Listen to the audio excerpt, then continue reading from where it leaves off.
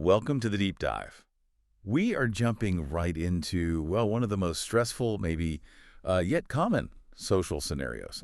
That accidental run-in. Just imagine this for a second. You're navigating the aisles, maybe at Harris Teeter, grabbing something quick, and bam, you see them. That old friend, the one you used to grab coffee with like every week, but now crickets for 6 months, a year. And that immediate instinct is just pure panic duck. Hide behind the cereal, pray they didn't spot you. Oh, absolutely. That feeling, that awkward shuffle, it's pretty universal. And our mission today really is to cut right through that social paralysis. We've dug into the research, pulled out the strategies, and actually built some practical scripts so you can confidently, revive those friendships that have kind of faded. Okay, let's unpack this then. Because the big question, based on what we looked at, is why is reconnecting with someone we already know, someone we presumably liked, why is that so incredibly hard? It seems counterintuitive, right? Totally. And this research from Simon Fraser University, it highlights something really surprising. It found people are just as hesitant, like equally nervous, about reaching out to an old friend as they are to a complete stranger. Exactly. And that finding, it's really critical because it forces us to confront, the core insight. We internalize the hesitation. It's about us. Even when people genuinely want to reconnect, they've got the number, they have the shared memories, only about 1/3 actually hit send on that message? Wow, only a third. That's low. It is. The history we have, it seems like it should make it easier, but often it just makes the potential perceived failure feel heavier. It leads to that freeze up. Right. Like, does the history actually add more pressure? Yeah. Maybe you feel like you need some grand excuse, not just simple A. Precisely. Yeah, we build up this whole mental narrative. Researchers pinpointed 3 main psychological barriers stopping us. First, there's the fear they might not actually want to hear from us. We assume the silence meant something bad. Maybe they ended it. Second is that feeling of, oh God, it's just too awkward now. After all this time, the effort feels huge compared to what we think we'll get back. Right, the perceived awkwardness hurdle. And the third one is guilt. Just feeling plain bad about the time gap, especially if you feel like maybe you were the one who dropped the ball. So we basically project this whole story of rejection or, failure onto the silence that's grown. That makes a lot of sense. But what's the reality check? What does the data actually show happens when people do reach out? This is the aha moment, the anticipation. It's so much worse than the reality. Yeah. Consistently, the research shows that when people actually do reconnect, both sides, the sender and the receiver, report being genuinely happy about it.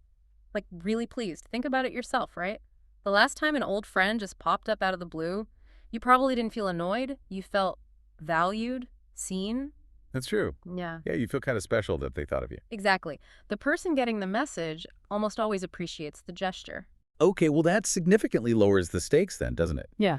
And thinking about the environment, like, if we take Charlotte as a case study, these fast-growing places, that constant change might actually help us out here. It really does. I mean, Yeah. when cities are changing fast, lots of people moving, new jobs, new houses, there's this sort of built-in understanding that life gets chaotic, people get busy.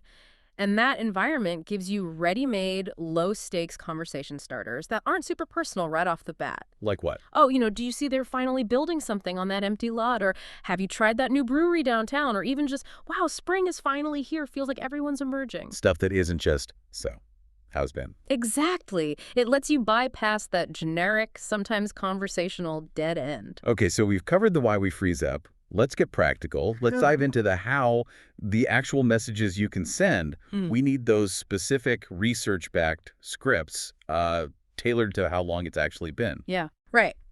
So for the shortest gap, let's say 3 to 6 months, the aim is super low pressure. Anchor it in something familiar. We call this the saw something that reminded me script. Pretty straightforward. Okay, give me an example. Sure. Like, hey, Sarah, just saw that Not Just Coffee opened a new spot over in Dilworth, and it immediately made me think of our old Sunday morning coffee dates. Want to grab a quick espresso this week? Catch up. Nice. It's specific, it's personal, and it recalls a positive memory. Simple. Exactly. Low stakes. Okay, now moving up to the 6 to 12 month range. That gap feels a bit bigger, maybe needs a little more warmth, Yeah. touch of honesty. Yeah, a bit more warmth, definitely. And maybe acknowledging the time without, writing a novel-length apology. This is the honest and warm script. And this is where mentioning a specific thing you missed doing together really helps. Like, Okay. absolutely. It shows genuine connection. So you could try something like, hey, Mike, man, I know it's been ages since we hung out at the YMCA, and honestly, I've kind of been missing our post-workout chats. It's okay, acknowledging it directly. Yeah. Then maybe add, life got absolutely nuts for a bit, but things are settling down. Any interest in grabbing a casual beer at Wooden Robot sometime soon? So you acknowledge the time, hint at why without over-explaining, express the miss, and pivot straight to a plan. Precisely. Keeps it moving forward. Got it. Now for the big one. 1 year or more. This feels like the toughest. It can feel that way. Here, the focus shifts slightly to accountability, but again, the research warns, don't over-apologize can actually make things more awkward. Right. So use what we call the full accountability, or maybe the milestone approach. How does that work? Well, if you happen to know about a big life event through social media or mutual friends, use that as your opener. It shows you're paying some attention. For example, hey, Jessica, wow, saw your post about the new house out in Ballantyne. Huge congrats. That looks amazing. Okay, start positive. Then, seeing that made me realize it's been way too long since we actually connected, and honestly, I take full responsibility for being so MIA. Ah, the accountability part. Yes. Direct. Yep. And then pivot again. I'd love to hear all about the move when you have a second. Any chance you might be free for lunch sometime soon? Maybe Optimist Hall. So you validate their news, take ownership briefly, express interest in their current life, and propose a specific low-key plan. You got it. It hits all the right notes for a longer gap. Okay, these scripts are super helpful for reaching out digitally, but now we got to tackle that scenario that started this whole thing. The real life, unplanned, got to think fast run-in. You're at Harris Teeter, maybe walking the rail trail, boom, there they are. What's the play? What's the low-friction script for that moment? Okay, deep breath first. The key here is directness and speed. Don't linger in awkwardness. Acknowledge the coincidence, have like 30 seconds of small talk, and then immediately pivot to making a future plan. Don't try to catch up right there by the avocados. Right, okay, so what do you say? Something simple and warm. Oh my gosh, Name, how funny running into you here. Wow, you look great. How have things been? Keep it light. Totally. Listen genuinely to whatever they say for that half minute. Maybe nod, react, then make the move. It is seriously so good to see you. Listen, I know we're both probably in the middle of things. Setting the stage to exit gracefully. Exactly. But we should actually catch up properly soon. Let me make sure I still have your right number. I'd love to grab coffee next week if you're around. So the goal isn't the reunion then and there. Yeah. It's just securing the next step. Bingo. Get the contact info confirmed, propose a time frame, and then you can both get on with your shopping. Less pressure all around. Okay, that handles the run-in. Smart. Yeah. But what about the digital attempts? We send that perfect crafted script and get nothing. Silence. Or worse, maybe they reply but decline. Yeah. We need to prep people for that possibility, right? How do you handle that gracefully? Yeah, that's crucial. Rejection or just non-response can happen. Life is busy, or maybe the connection just isn't there for them anymore. So if you send that first message and hear absolutely nothing back, the advice is generally, wait about 2 weeks, give it some space. Okay, 2 weeks. Then what? Then try one simple, very light, non-pushy follow-up. Something like, hey, just wanted to quickly check if my last message found its way to you. Totally fine if now's not a good time. Just wanted to make sure it didn't get lost in the digital ether. Hope you're doing well. So super low-key, just a gentle nudge. Exactly, one nudge. And if there's still silence after that, you gotta let it go. You tried, you were thoughtful, move on. And if they do respond, but they decline the invitation, maybe they say they're too busy. That needs a warm, respectful response that genuinely leaves the door open, but without applying any pressure at all. Something like, hey, no problem whatsoever. Totally understand how crazy life can get. Just wanted you to know you crossed my mind. Maybe things will sync up better down the road. Take care. That feels good. It honors their no, but keeps the connection positive. Right. It closes the loop politely. Okay, so assuming they do say yes, and you're planning the actual reunion, the research also mentioned the setting matters, right? Where you meet up can affect how comfortable it feels. Big time.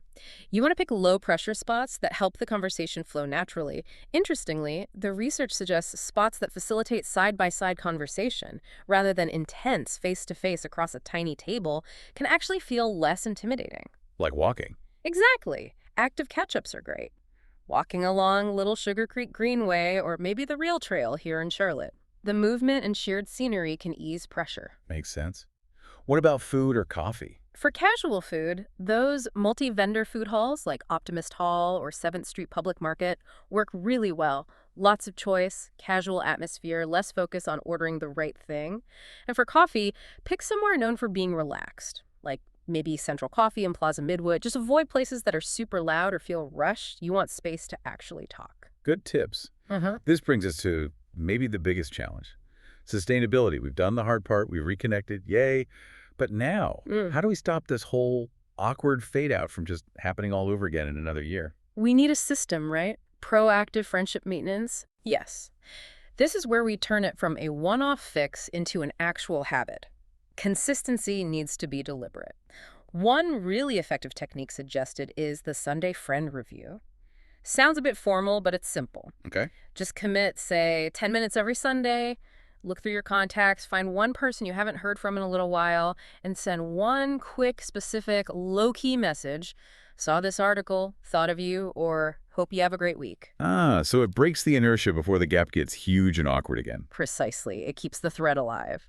Another easy win is leveraging social norms, specifically the birthday system. Oh yeah, birthdays are the free pass, aren't they? Totally. Use your phone reminders. It's noted as basically the #1 most socially acceptable, totally non-awkward reason to reach out to anyone, no matter how long it's been. A simple happy birthday, hope you have a great day, works wonders. True. Okay, what else? Capitalize on natural transitions. Use seasonal check-ins. Like happy fall. Kind of. Just use the changing seasons as a prompt. Wow, spring's finally here. Got any fun outdoor plans? Or starting to feel like fall, thinking about that brewery crawl we did last year. It's just an easy external reason to pop up. Makes sense. Okay, so you've got the maintenance systems. You've set the reunion date. Pick the perfect relaxed spot. Now, the actual conversation during the catch-up. We already know to avoid the deadly so. How have you been? What should we talk about to get past the surface? Yeah, that question is just too broad. It invites generic answers. You want to anchor the conversation in specifics and focus more on their present and future, not just rehashing ancient history. Okay, so better questions would be. Try something like, what's been the biggest change or maybe shift in your life since we properly last hung out? Or what's something you're really excited about right now, personally or professionally? Ooh, I like those. They invite a real answer. Yeah, they get people talking about what's actually going on for them now. And again, use that shared local context if you have it. Did you hear about the new plan for that park? Or still dealing with that crazy traffic on I-77? It's instant, relatable ground. Good point. Okay, wrapping things up, let's touch on the psychology of a successful closing to that reunion conversation. Yeah. The data showed successful reconnections usually have 3 things in common. That's right. 3 key elements seem to pop up consistently. First, some acknowledgement of the gap, but crucially without excessive, drawn-out apologizing. Just a simple, wow, it's been too long. Got it. Keep it brief. Second, demonstrating genuine interest in their current life.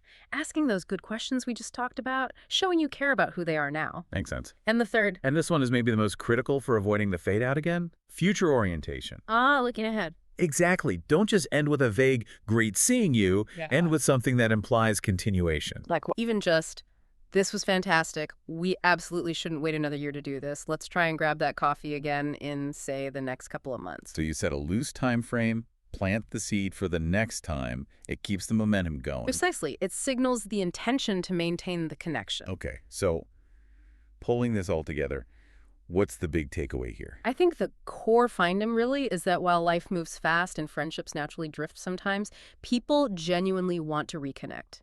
That deep hesitation, that awkwardness you feel about reaching out, it's almost certainly shared by the person on the other end. The hurdle is mutual. It's not just you. That's actually really comforting. And the moment you decide to break that silence, you're not just easing your own anxiety about the gap. You're solving theirs too. Remember that friend you imagined running into at Harris Teeter? Chances are they went home later and said to someone, ugh, I saw my old friend today and I felt so bad we haven't kept in touch. Yeah. You actually have the power to turn those missed opportunities, those pangs of guilt, into renewed connections. The scripts are here, the strategies work, the desire is likely already there on both sides. So the last thought we really want to leave you with is this. By being the one brave enough to hit send or to say hi first, you're likely giving your friend a moment of validation, of connection that they probably already wanted but just felt too awkward or hesitant to initiate themselves. The hardest part, honestly, is just overcoming that initial hesitation, just doing it. So, what old connection are you going to revive today?